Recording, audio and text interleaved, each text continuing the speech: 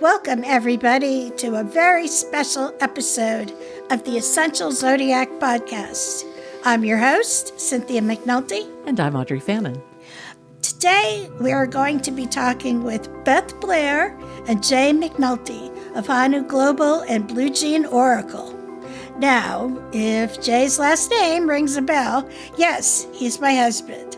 For the last couple of episodes, I've been telling you all about the new beginnings, new spring energy coming our way, and I have touched on the spiritual tips and practices. But today, we are going to talk about some practical ways to tap into the new beginnings energy. Sometimes when we clear our living spaces and declutter our lives, our minds follow suit.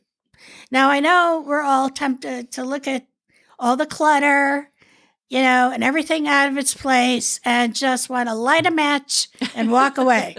I hear you. I understand. I feel the same way myself sometimes. So that is why we are here with Beth and Jay today to help us all out. So, Jay, we'll start with you. Can you tell my listeners out there exactly what Honu Global and Blue Jean Oracle does? Sure. So Honu Global and Blue Jean Oracle, basically we're two artists that partner and collaborate, and we create unique and innovative products for folks. Many of our collaborations focus on repurposing, refinishing, and refurbishing items that much of the time end up in a landfill or dump. So we like to think of ourselves as being eco-friendly. Oh, definitely. That's awesome. That's awesome. Yeah, the other thing that we do is we help people stage and organize either their shop or their home so that there's a good flow of energy and good way of working in the studio. I have been the recipient of that and can talk later a little bit about how well that worked for me as Cool. We did the Feng Shui stuff in my studio. But in today's theme of spring cleaning and renewal, I'll give you a couple of examples of the kind of projects we do. One of the ones that we've done recently is we repurposed and salvaged a circa 1900 dresser, and basically it was pretty much falling apart at the time. So what we did was we turned it into an awesome side table. We salvaged all the wood that came out of the dresser, and then made a 2-drawer side table. And the 2-drawer side, one of my favorite ones. No, it's one of my favorite pieces. Yeah, I love it. It's very funky and it's really cool. Lots of colors.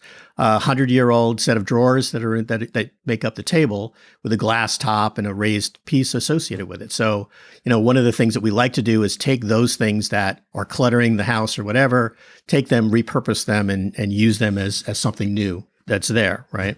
So, if you want to see it, you can go out on Instagram under Blue Jean Oracle or Honu Global. And actually, you can see it in person at the Blue Jean Oracle retail space that's at the Sea Glass Monthly Market in Castle Hayne, right outside of Wilmington. I get the benefit of doing all the previewing as Jay and Beth have been working on these pieces. One of my favorite is they took this old beat-up suitcase, like an old-fashioned suitcase from the 1950s, and they turned it into a bar. It is so awesome. You guys have a picture of that on your website? Yeah, I have it out on the Honu Global Instagram site. Yeah, it is awesome. So I know it's sold, which is a shame. It is sold. Yeah. Yes, it's sold, but it's very awesome. Well, that was actually one of the first pieces that we did design and rebuild on together, isn't it, Jay? Yes, absolutely. That was the one we did in my garage. Yeah. On a little table and all that kind of stuff. We were working with V over at V's Treasure and did some stuff over there, and it turned out very, very well. I really liked it. Yeah. We sold that to a lady who is a flight attendant. Oh, that's right. Yeah. So the theme was, that was a perfect thing for her. I know.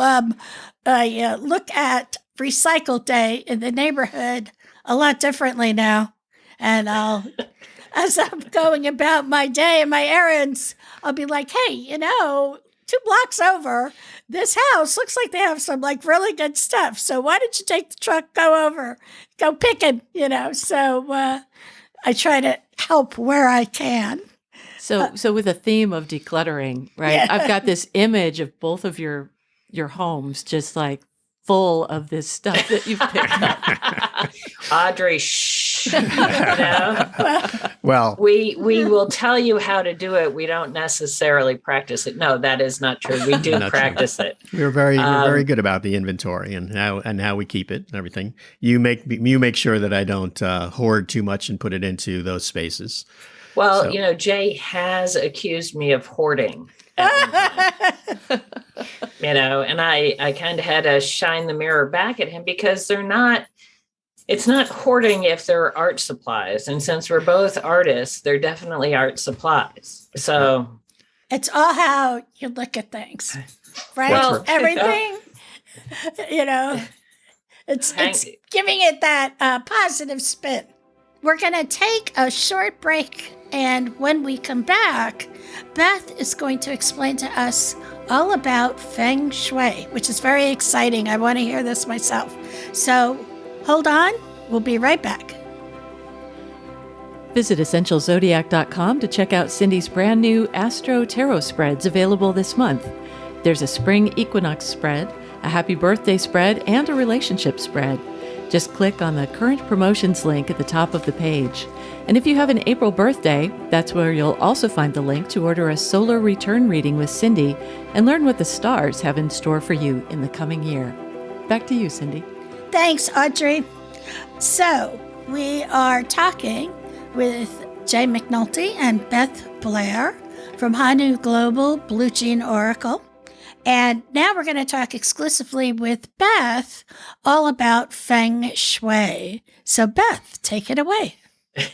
Okay, well, I'm sure that Jay, being as we do, he's going to chime in on something. Sure, I will. But Feng Shui basically is a practice of creating balance and harmony. Okay, it's a practice. It's not a one and done kind of thing. Most people think of it as just rearranging furniture and decluttering. Of course, that's a big part of it. But the words themselves come from this idea of wind and water.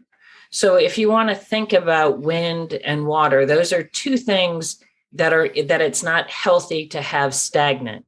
Okay, they both need to be moving.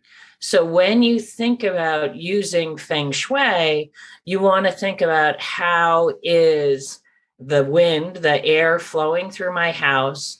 Am I near water? We can talk about that kind of thing. You can think about water since we're on an astrology podcast, you can think about it from the emotional standpoint. Where am I stagnant in that aspect of my life?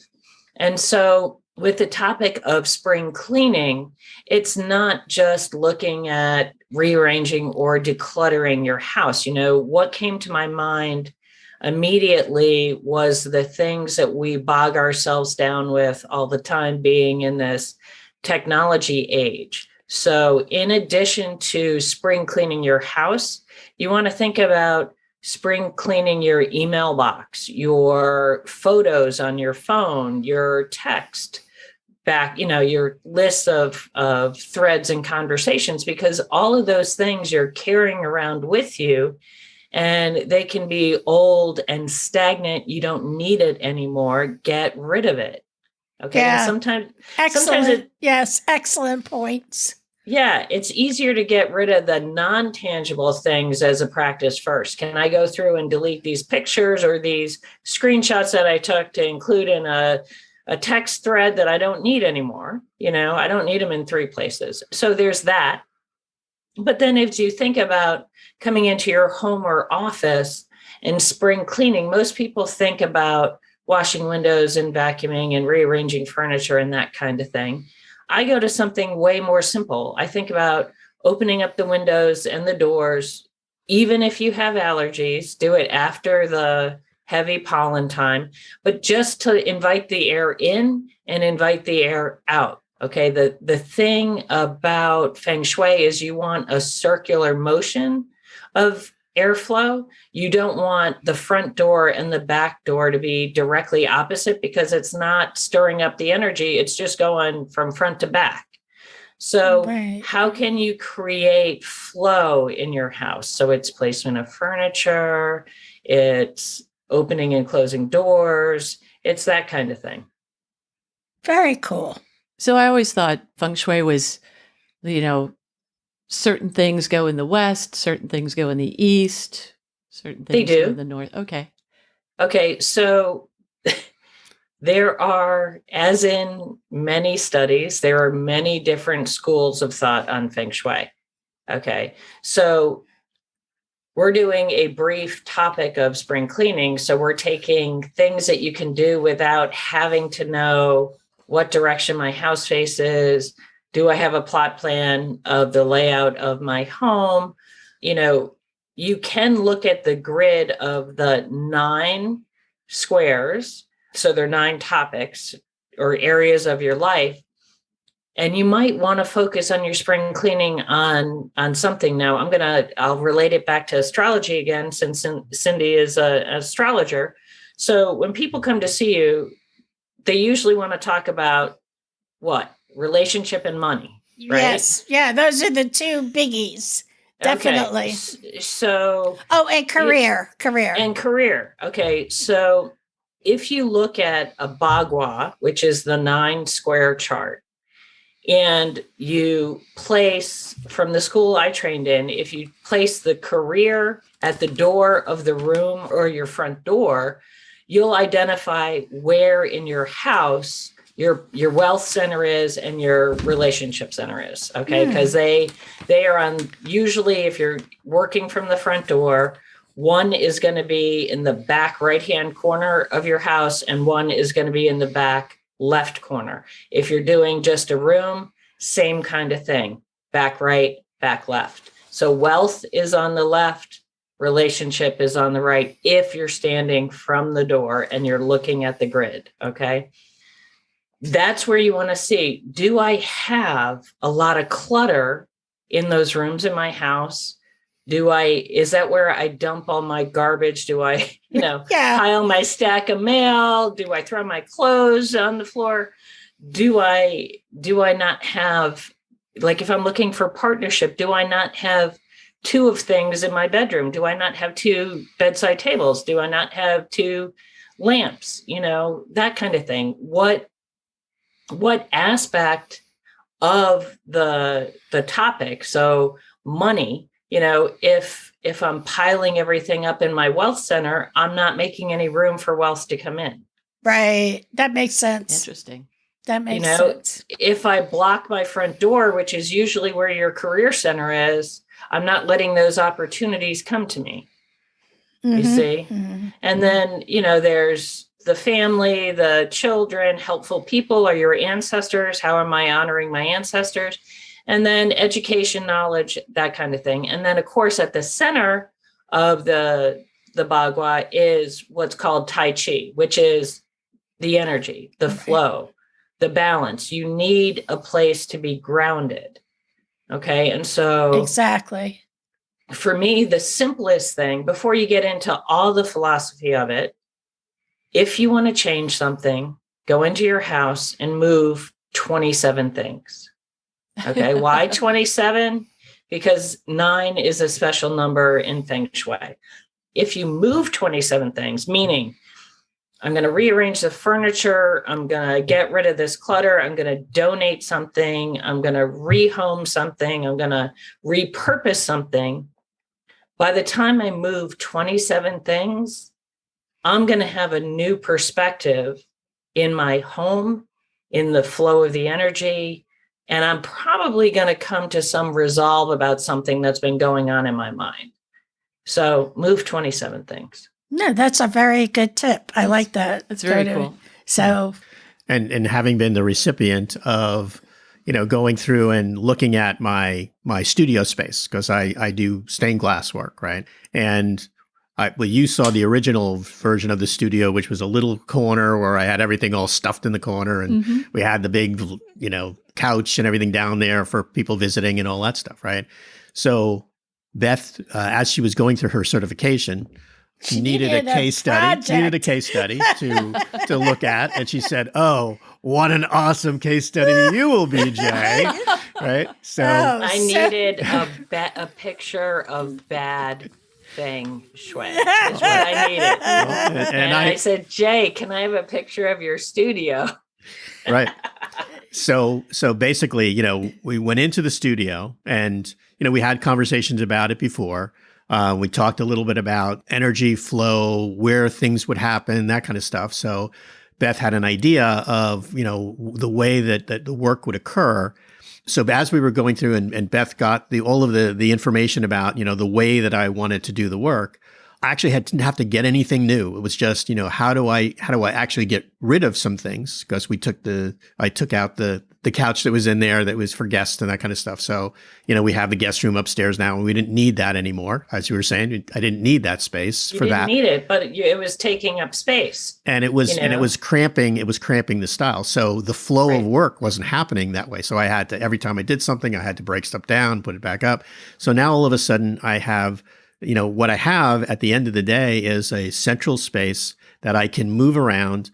The energy flows very well. You know, when you come in, you know, I see you coming into the room. So my back is to the back of the wall. I can see things that are coming to me. The air can circulate very well. And then the other part is about putting things up around you that are making you feel grounded, et cetera. So by going through that process of figuring out the way that should happen, like I'm much less hampered with, you know, trying to coordinate things than I am in just actually doing creation. And the creative work is really, you know, flowing very well for me that way. Well, it was an amazing transformation. I mean, from before and after. It's really, I would even say, a beautiful space right now. You know, and you're certainly creative and productive there. So it's definitely the right configuration for his studio. And it's a fairly painless conversation to have of like just giving a picture, saying, you know, what are things that would be more effective. And, you know, Beth does a lot of that kind of consultation work associated with it. So that is one of the services that she offers over at Blue Jean Oracle. So we should probably take a moment for you two to say how folks can find you. Well, Beth, why don't you go first? Okay, well, you can find me. I live in Wilmington. I used to live in Winston-Salem, but I'm in Wilmington now. That doesn't hinder where I can provide service to you because we certainly can do it via Zoom or that kind of thing. But you can find me on the internet. My website is bluejeanoracle.com, and you can find me on Instagram and Facebook under the same name, bluejeanoracle.com. You can drop me an email to beth@bluejeanoracle.com. And you also have a retail space. Oh, yes. Thank you. You can find me once a month on the third weekend of the month at the Sea Glass Monthly Market in Castle Hayne, North Carolina, just outside of Wilmington.